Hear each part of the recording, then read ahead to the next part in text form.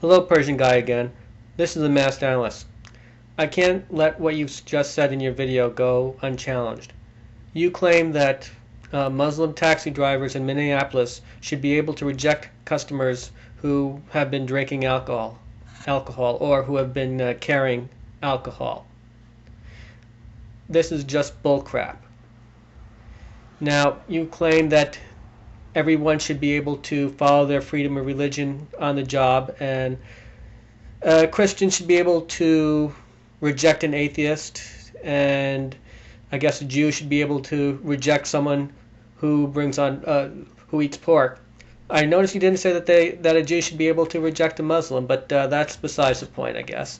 That's not the way it works in this country, and that's not the way it should work in this country. Those taxi drivers are performing a public service. They're licensed by a quasi-governmental body, and hence they should all be following the laws of the U.S., the city. They're being licensed to serve the public, not a small portion of the public. Look, if we let them get away with this, and I'm not even sure, and I don't even think that this is required by Sharia. I'm no expert, but I've read that although Muslims aren't allowed to drink alcohol, I don't believe from what I've read that there's anything within the Quran that forbids them from carrying passengers or accommodating those who have been drinking. I could be wrong, but from what I've read, it's not absolutely required. But even if it is, what's next? Are we going to say that Muslim taxi drivers have the right to refuse unescorted women? How about women who don't wear the hijab or a burqa, if that's what their culture is from, one of the complete coverings? Should they be allowed to reject them? No, and I would say that a Christian taxi driver would be outrageous if they were to start rejecting atheists too. No. What you're proposing is that passengers pass some sort of a religious test to be accommodated by people who are licensed to serve the public, and that is unacceptable. Furthermore, what happens if, say, many of the taxi drivers decided, oh, well, we only want real, true blue Americans riding our taxis, and what we feel is a good test of a true blue American is if they will take a bite of the ham sandwich. Suppose they form their own Church of the Ham Sandwich. Do you think they should do that and be allowed to do that and deny passengers? No, it doesn't work that way.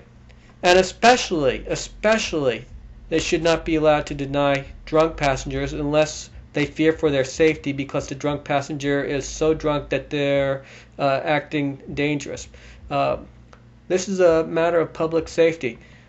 If a taxi cab driver refuses to pick up a drunk, and that drunk ends up driving home because he can't get a taxi cab, or he can't get one quickly, and as a result he kills someone, what will that do? How will that make you feel? What we're seeing is what I would refer to as creeping Sharia. And it is the reason why many people in the U.S.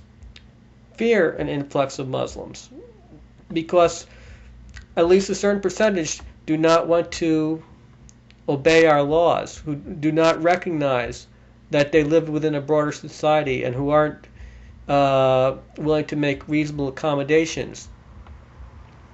Now, there's nothing saying that that the taxi drivers can't follow their religion. No one's saying they can't. But if they want to follow their religion, then maybe they should find another occupation. Similarly, if a Muslim was to become a surgeon, I think he should be fired if he were to leave in the middle of an operation where the patient's life is in the balance, just to take off because it's prayer time. No, there's a time for prayer. There's a time for religion, and if it can be accommodated on the job without sacrificing the job performance in too great a manner, great. That would be wonderful.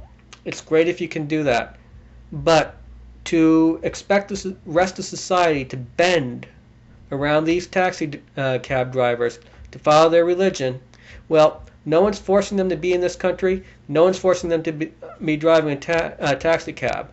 And we cannot allow that to happen. So I'm sorry, but I strenuously disagree with your attitude. And it's because of this sort of pushiness that people who are not Muslim fear Sharia law. This has been the Masked Analyst, under and in.